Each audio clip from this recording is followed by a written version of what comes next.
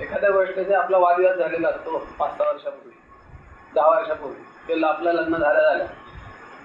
आता ती व्यक्ती भेटली तरी त्यांनी काही विषय काढला, आपण म्हणतो थांब जरा उद्या तयारीने बोलतो तुझ्याशी.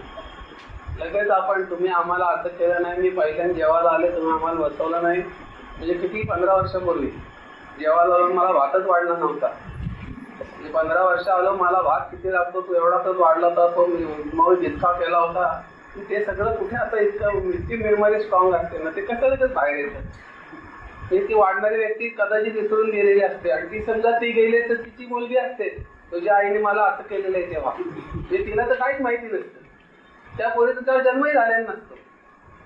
ती काय करतो आता मी काय करू काकू, आता मी होते का तेव्हा, आता मी आहे ना माझ्याशी बोल. तरी आपण ते सगळं म्हणजे हे माणसाचं कसं असतं की ज्या गोष्टीत त्याला आवड आहे ना त्याच्यात त्याला बरोबर गती असते. आणि या गोष्टीत आपल्याला आवड कमी आहे आणि आपली आवड असते ती फक्त कामापुरती असते.